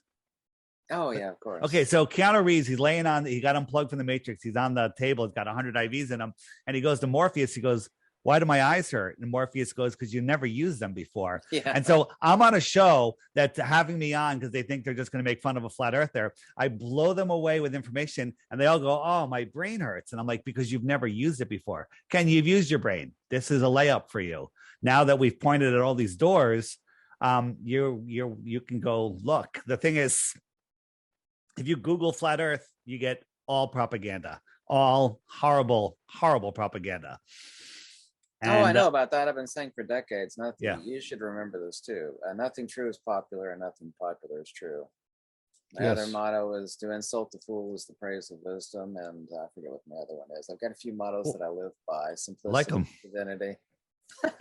Belief is the enemy. That was what was so good, Bob. That was what was so enigmatic about you. Is like you clearly seemed to understand what was going on. The things that you said made total sense, and yet you were giving the impression, or you do give the impression to people that you think that all this is nonsense.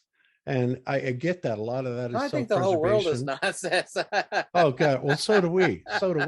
And honestly, we want to do something about it, because we don't believe that somebody's going to come along on a white horse and just save us. If we don't stand up and do it ourselves, then we're in trouble. And this world is heading in a bad place. And I know you know that. Oh, yeah. So, and it's really sad. It really is. So that's why I spent all my money on land recently. I just got a farm, and it's got a cave and a spring on it. Very smart. Very smart. If I have to retreat to it, I guess I will. And the whole world is trying to reset itself, or at least flesh itself into oblivion. Yes. So I used to do a conspiracy podcast, and I'd wake people up to these big events that have happened that are fake, and people just go right back to sleep. But when I wake them up to, hey, you're not spinning out of control, lost in an infinite universe. You're at the center of creation in a very safe place with abundance. People wake up to that and actually change their lives. It changes who they are. It lets them take their power back, right? Because subconsciously, if you're spinning out of control, lost in space, you're a scared little child. But once you plant your feet on this dielectric plane and plug in, no pun intended or pun intended, you take your power back.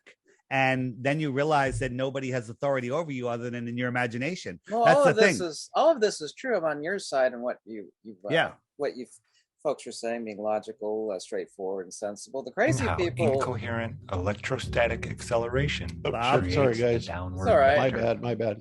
Okay. All right. The crazy people are Greta Thunberg, Biden, you know, everybody else is trying to make us live in fear and just, I mean, I hate working 7 days a week. It's just perpetual. The harder I work, the less I make. Or just, I don't know how people are doing it out there. People with wife and kids and a mortgage and you know, car payment. It just, everybody's just living in a little bubble of their own flatulence, and they just that's where they want to, us. you They know, want that's they want us exactly. working paycheck to paycheck.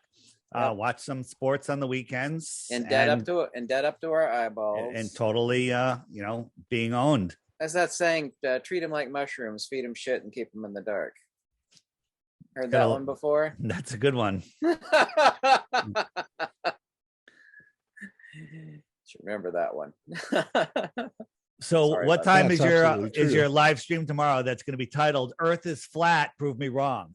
The next live stream is Wednesday. Is it I going to be just called let- "Earth is Flat, Prove Me Wrong"? No, actually, I always let people decide what the discussion would be. I mean, it varies. If I All lead right. it, then they get upset. If I talk about the stuff they want to, then everybody seems to be happier. So, All right, guys. Anything else before we wrap up? Bob. Bob will talk to you all night if I let him. So I'm gonna. Yeah, pull the plug. I I'm would gonna too. pull the plug Honestly, well, soon. yeah, actually, I would like to ask this, Ken, and I mean this in all sincerity. I don't expect to convert you, but I do very much respect your opinion on things. And I'm trying to model this. I'm trying to see how all of this is possible. And so far, the work that you brought forward really fits into this really well. And occasionally it would be nice to be able to reach out to you, and I'll buy you all the pizzas you want, man. I'm too fat. I can't eat them. I appreciate that.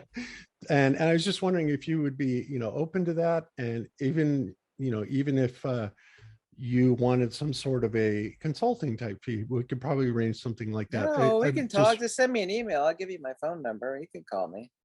that would be I awesome. just get frustrated in daily life because, I mean, I'm not digging ditches or whatever, but I just get worn down from working 7 days a week, and just the mountain of emails and the comments. And I really do work 4 jobs, and it seems like the harder I work, the less I make. And I'm not trying to get rich or get ahead. I got like $300 in my name, but I would like to, someday take like 2 weeks off and just like rest and, take a deep breath. And I don't know.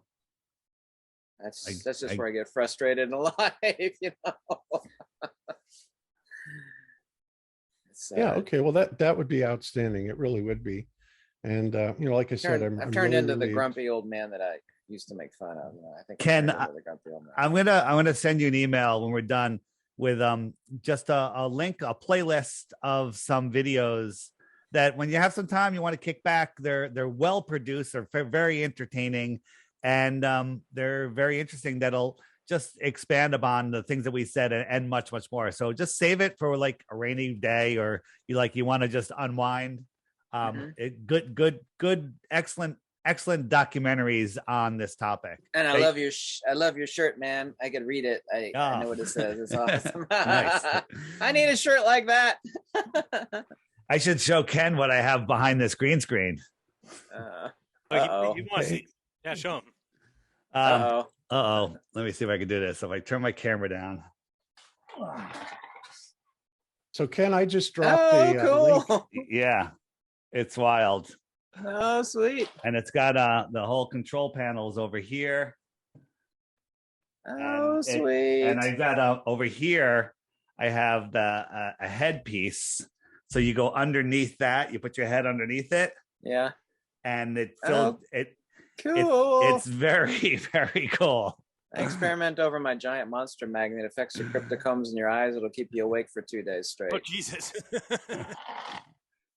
So Ken, I dropped you a link in the chat, the Zoom chat. You did. That is a really good wrap up of Aries failure done by a guy named Professor Malcolm Bowden. Are you familiar with him? I'm not. I can't see the link in the Zoom. You'd have to send it to me an email. I don't see it here. I'll go hit the chat. Okay. You see the chat button? Oh, my bad. Okay, I've like used Zoom twice in my life, so okay, I got you. Not bad. Okay, so yeah, watch that. And you know, it's so amazing that they knew all of this stuff so many years ago in Aries failure and Michelson Gale, Michelson Morley, and every single experiment that was ever done proved that we're not in motion, you know, non-rotating. F.E. Core and hundreds of other people all around the world, we have literally thousands of people that have done tests on Earth curvature with laser, microwave, and not one time have we ever measured curvature.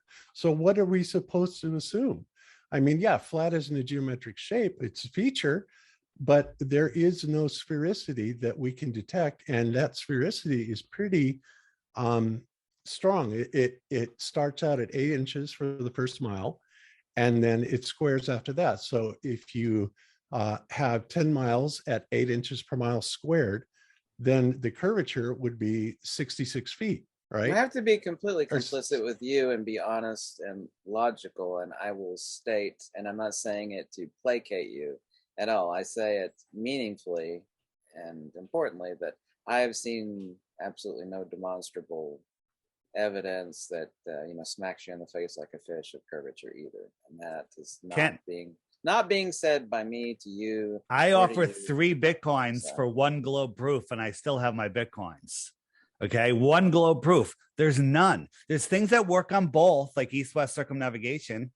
There's things that only work on a flat Earth, like we can see too far, but there's nothing that just works on a globe that doesn't also work on a flat Earth. Correct. There's nothing. So a preponderance of evidence, we're beyond a preponderance of evidence. There's so much evidence of a level plane. Now, yes, mountains, valleys, right? And as you said, Bob, level, horizontal is not a shape, but it's a description of level and horizontal. Right. Yeah, obviously there's surface features, right? You know, mountains, all of that stuff. But even surveyors measure slopes. You know, there is no tool in existence that measures curvature. The curvature comes in is when they add a mathematical transform to the values they already have. In other words, it's artificially constructed. Nobody's ever measured it. Nobody's ever seen it. Anything where the Earth should be blocking either RF or light, it never happens. Nearly all curvature is optical or perspective. So what people think they're seeing, they're not actually seeing. No different than, of course, the ferrocell and a hologram. Right. Well, and not only that, it's like, one of the big examples that the mainstream gives is, when you're watching a boat and it goes out and it's sailing away from you and it goes bottom first over the horizon, right? It's like, well, that's nice, except now we have these Nikon P900s and P1000s right here, and we can zoom them right back in. So we're zooming in, we're making the horizon bigger, and as we expand it, all of a sudden we can see, there is a boat there. Okay. Yeah. So when I zoom out, it's just like the boat's going away, and you'll watch the boat disappear from the bottom up due to these little waves in the foreground are blocking the shrinking boat in the background. And so the hull is gone and the entire thing just disappears because it goes beyond it's called the Rayleigh criteria, the angular resolution limits of your eyes. So there's no boat there, but the boat is there. We zoom in and we could bring it back into view. Where's the boat? Yeah, and we've actually cameras. Yeah, they're great. We've actually sighted targets at 1,000 miles away using some pretty specialized infrared equipment, because with infrared you just cut out all the crap, the haze, and it gives you an amazing resolution. We have an engineer on staff. His name is Jay Tolan, and he is a Defense Department engineer, believe it or not, RF, all this stuff. And he's recently got into this, and he has bought all this camera equipment, infrared, converted it, and he's seen amazing things. Yeah, what he's gotten. I mean, hundreds of miles to thousands of miles, away. And when you start dealing with that much curvature, for example, if you go 100 miles out, that's 6,666 feet of curvature, over a mile of curvature, and there's no evidence of it. So let me show them a practical example. This is a spot in the Lunar, France, and out here is Mount Canigou, 175 miles away. from this altitude and that distance, the top of Mount Canigou should be over half a mile below the curvature of the Earth. Okay, so the light that's bouncing off of Mount Canigou isn't strong enough to push all the way here. Like if I turned off all the lights in my room, you wouldn't see me because there's no light bouncing off me. However, twice a year, the sun's migrating in between the tropics, and at one point it lines up with the viewing spot and the viewer. And as the sun goes away, all the sun's light is powerful enough, and all of a sudden you can start seeing this is Mount Canigou here, and the very top right here should be a half a mile below the curvature, the top right there. Okay. And there's a mountain. It's not a mirage. It's actually there. But without the sun backlighting it, you just can't see it. And only twice a year for a day or two, when the conditions are right, you can actually see it. So not a mirage, as you'll see. This will block the sun. Now the Globers will go, well, the mountain is below the Earth and the sun set 10 minutes ago, but it's refracting up and stopping at eye level magically. Yeah, that's nonsensical, their explanation. Yeah, that's all they have is nonsense. But they say it in a snarky voice and in a way condescending, and most people are like, oh, I don't want to be stupid. I have to believe them.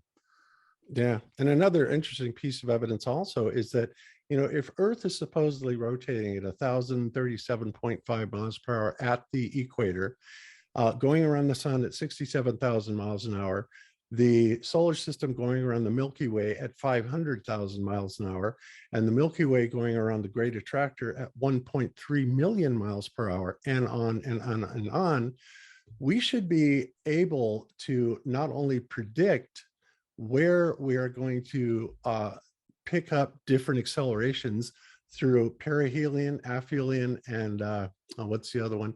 The places of maximum acceleration, right? So what we've done is we've gotten these accelerometers, and a lot of these accelerometers in today's world are laser interferometry based, and they are super, super sensitive. Absolutely, they should be more sensitive easily than to be able to measure any of these motions, and yet they pick up absolutely zero motion whatsoever. We should be feeling acceleration forces all the time because of all the different vectors. It's like, yeah, people say, oh, you're going in a straight line. It's like, and you don't feel that. It's like, no, we're not going in a straight line. The Earth is constantly accelerating just because of the fact that it's going around in a circle. That's the centrifugal force, right? Right. You should be able to measure that. You can't. And this is again why we put FE Core together, to be able to bring this information to people. It's absolutely amazing. And it blows us away, Ken, because there are so many people in the world, so many engineers, physicists, PhDs, idiots, basically, that cannot look at this simple string of logic and reconcile it. It's unbelievable. It's like, where are these motions? People ages ago, they're not smart at all. So no, they're not. They're not. So this of course is why we get a lot of ridicule, because that's all they have. If NASA were really ever to go into a debate with us, we'd kill them. We really would, but they'll never do that.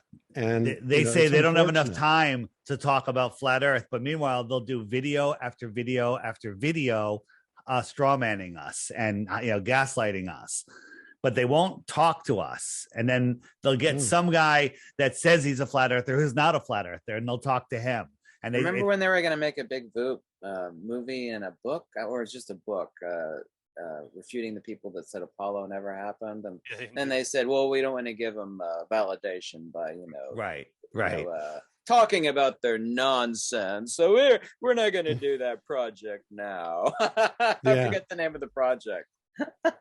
Yeah, no, it'd be all over for them if they ever gave us that time of day. And now what's funny is they're attacking us on a different level about, they're sending pilots after us saying, well, we'll fly you to Antarctica and, do all this stuff. And then they say, but we can't really take the route over Antarctica that you want. It's like, but if we're chartering it, why can't we do that, right? So the amount of propaganda alone that goes against the flat Earth is unbelievable.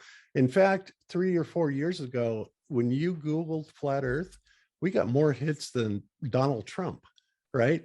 And Google decided at that point in time that there was a problem, and so did Congress. And so they subpoenaed Google into testify before Congress and say, what are you going to do about these people that are doing this, right? And so Google says, well, we'll just demote their content and we will put disclaimers in saying the world isn't flat, right? And they do that. And now, so if you Google flat Earth or YouTube flat Earth, all you get is the contrary and nonsense viewpoints that we don't agree with at all. For example, they say, well, flat earthers believe that the Earth is accelerating upward at 9.8 meters per second squared, and that's what actually gravity is. And what's ridiculous about that is it was Albert Einstein that came up with that theory. And a lot of the physicists today actually say that that's a reality of what's giving us our gravity. And this is on the mainstream side. It's unbelievable the stuff they say. Really Can they is. tell us So- seasons happen because when we're tilted away from the sun, the sun rays spread out and aren't as intense, right? You aware of that? Yeah. So did you know that during our northern winter, we're closer to the sun than in our summer, right? By 3.5 million miles. But they say that doesn't matter, right? But at sunrise in June here in Connecticut, I could feel the heat on my face immediately. I can get a tan. But in December 21st, when the sun's 3.5 million miles closer, at solar noon, when the sun's like 50 degrees in the sky, I could look at it and I can't feel the heat on my face. I can't get a tan. Okay. Much more direct angle. Right. And it's because the whole tilt thing is ridiculous. Let me just show you real quick how seasons work. So we have the Tropic of Cancer, which is this inner yellow line, and the outer yellow line is the Tropic of Capricorn. So I'm going to jump it to June, April, May, June. So in June, the sun's over the Tropic of Cancer. It's close to us in the inner north, right? It's hot in Miami because the sun goes right over Miami. It's directly over them, right? And so all of the inner north has a close local sun that's heating us up. Australia out here is having their winter. Santiago is having their winter because they're far away from the sun. But 6 months later, the sun moves out to the Tropic of Capricorn. One more.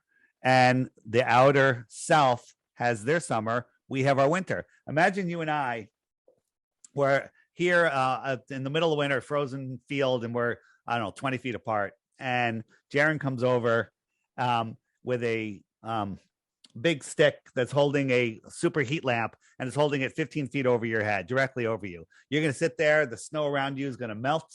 You're going to be like, it feels good. And I'm going to say, point to that light. And you're going to say, it's right up there. Well, I'm going to look at that light. I'm going to say, no, it's over there, like 45 degrees from me. And I don't feel any heat. Then Jaron will walk over to me and he won't lower it at all. And you'll watch it get lower and lower and lower. I'll watch it get higher and higher and higher until I get warmer and warmer. And it's higher in the sky, just like our sun is in the summer. It's higher in the sky. And when it's farther away, it's colder. It's Correct. that simple. Simplicity is divinity. Yeah. So. Well, that was A good. motto from decades ago. Yeah, Jaron, we get a lot of. All right, guys. I was just. Yeah, we get a lot of crap because flat earth ballers just say, "Well, you have no model, you have no map," and it's like, well, we also haven't had thousands of years to exactly do this, and we get no support whatsoever. It's all grassroots, every bit of it. And what we have done in the past 5 to 7 years has been astounding. The amount of evidence that we could bring to the table that actually supports the flat stationary Earth versus the heliocentric model, there's no comparison. There really isn't. And when they say we don't have a map, we don't have a perfect map, but I can watch the sun and I could call my friend in Johannesburg and when the sun's right there and it'll be like, it's noon, the sun's right there. And I can call my friend, in Australia when the sun's over there and they're like, yeah, the sun's right there. So wherever the sun is, it's noon. There's something right about this map. I'm not gonna say it's perfect, but there's something extremely right about this map. Yeah, they use AE maps in all kinds of industries. Yeah. The hams use AE maps, all that stuff, because it works in so many ways. But where it fails is in sun angles. But what most people don't understand is that when you start looking at objects in the sky, like the sun and the moon, you're looking at an apparent position of the sun and an apparent position of the moon. Right. And if you do a standard Pythagorean triangulation on it, the sun and the moon are between 3,500 and 4,000 miles up. That's what the triangulation reveals, right? But if you add a third, fourth, or fifth point to that triangulation, then it starts going really wonky because none of these things come together because of the refraction that's going on the Earth above us, right? So, you know, we understand full well that the sun is not where it appears to be, right? It's an apparent position. Right. So here's a little experiment I did. So I have a sheet hanging there. I have a flashlight 10 feet on the other side, which happens to look really a lot like the sun. I was kind of like, wow, that looks just like the sun. So my girlfriend's standing to the left of me and I say, hey, where do you see the sun? And she points there. Mm-hmm. Well, I see the sun over here. So I move over to her. She sees the sun right there. That's her point of view. At the same time, I see the sun right there. So everybody sees it in our dome of vision, because our dome of vision is how far you can see in all directions, and that creates a dome. I could see probably farther higher than I could see across. So I have this personal atmospheric dome over me, and everything I see is within that dome of vision. Right. We sent a perspective issue. We sent a balloon up in Arizona at night with high-def cameras looking up, and before it took off, it saw a sky full of stars. And when it got to like 60,000 feet, all the stars were gone. Yeah, and that's another thing the astronauts say too. Yeah, is half the astronauts will say, "Oh, the sky is so full of stars in space, it's unbelievable." And there were no pictures of that. And the rest of them say, "Oh, it's deep black, deep dark black, and you can't see anything." It's like, well, have you been there or not? Right? Everything they say is completely ambiguous about that, and you know, like again, said he can't see the stars whether he's on the day side of Earth or night side of Earth, which makes no sense. Why would you not be able to see even on the day side of Earth? You don't have the atmosphere. You should be able to see all the stars. The sun shouldn't block out the stars. Doesn't make sense. Right. And then eclipses are another huge issue also.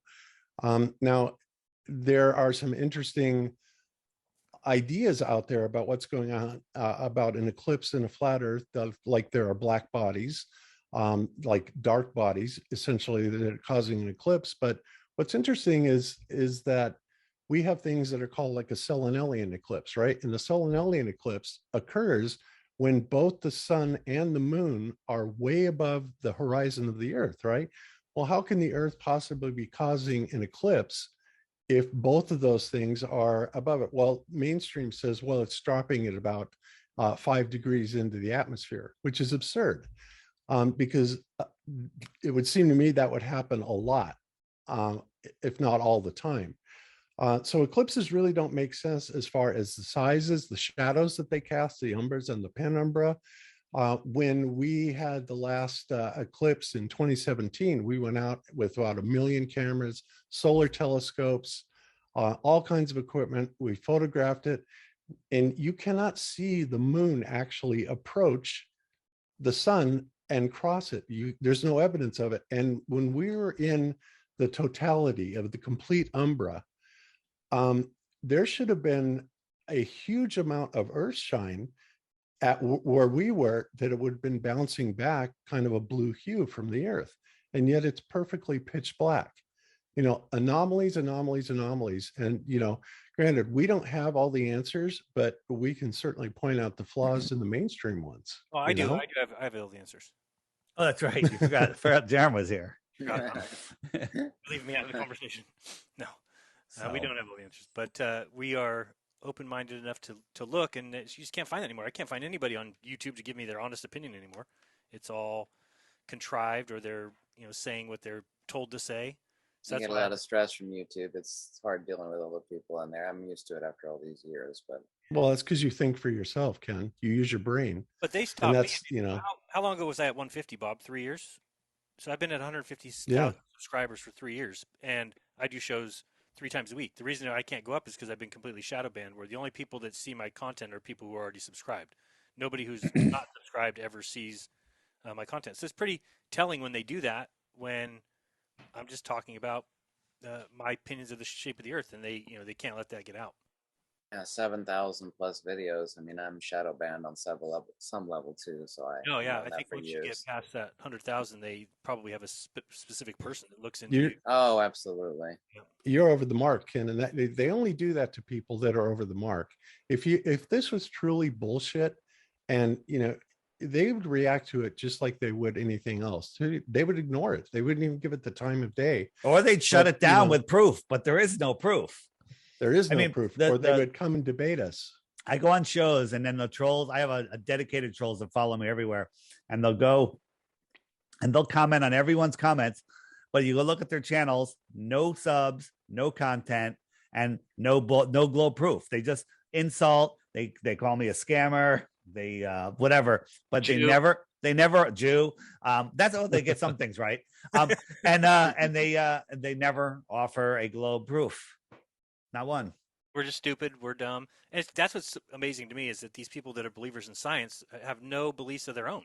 It took me And forever they to do realize. drive-by hit jobs. On yeah. whatever I'm discussing, they do a drive-by. Bang, bang, bang. Keep on driving. Make They it don't look stare. Yeah. Yeah. Exactly. Hey, Ken, I have a quick question, but it's kind of off the subject. You said that you used to be a ham radio operator. I'm assuming you let it expire. Oh yeah, Kilo Delta 4 Pop Whiskey Juliet. I did, yeah. I got a Okay, couple that's cool. 2-meter 440s back here. I don't use my 2-meter 440, but in case of emergency, they pick up. Use them as regular walkie-talkie frequencies, no weather radio stuff. And they're like $50. So yeah, it's just you get on That's ham cool. This radio year- and people only talk about ham radio. Hey, this is my ham radio. This is what I do. This is what antenna I got. So you spend all the time, all the energy. Dipole antenna in the back, Yagi antennas. Well, hey, what ham radio are you using? Well, this ham radio I'm using. Like, oh, okay. Yeah, yeah. I was huge into ham radio. In fact, this year I am at half century, 50 years as a ham. Wow. My call sign is KN0DEL. Can you change your call sign? I can, because I have an amateur extra. Can you change it to they're called vanity call signs. ERTHFLAT? Yeah, right. No, the reason my call sign is KN0DEL because my last name is Nodell, and it's spelled KNODEL. So Nice. It used to be years ago that novices would have WN or KN, right? And I always thought, wouldn't it be cool if I could get KN0DEL? And then they opened up the vanity calls, and I applied for it and got it. So now I have KN0DEL, and with my extra class. But yeah, 50 years this year. Wow. Very cool. Extra class, man. You gone the whole way. Yeah. Oh, yeah. I was just. And I had the extra at 17. So it's been All a right, long, guys. long time. We're going to wrap this up because I have another interview coming up in 45, and I got to rest my voice for a minute. You want me to post this on my channel, Dave? Yeah, sure. Okay, and I'll just edit out me saying something dumb, whatever I say. Ken, thanks for coming on, and Nice meeting you, bud. I had high confidence that you would be able to see this. And Maybe win. there'll be some more freedom out there that the Muskmeister has bought the most evil website on the internet. There might be a hair more freedom. I mean, since it's already the most evil, I don't think it can get more evil. So we'll see if it, well. But tell people, Ken, Right. Ken, we got a lot of people, a lot of people that listen to my channel that would like to support you if they can. So where can they do that? Oh, just in the videos, and the description of every video is the same on mine. So Okay. Thank you. Just link his channel. We appreciate you. that's all. I hope Okay, you all have a Ken, wonderful week. You too. All right. Thanks, Ken. Absolutely. Sure, Thank you so much, Ken. See you. You're awesome. Bye-bye. Bless you, sir. Shit. Yes, sir. Bye-bye. Bye. I'm shocked. Yeah. I'm You're not shocked. shocked. I'm fucking I'm not shocked blown at all. away. I didn't. I expect- actually expect every interview to go like that.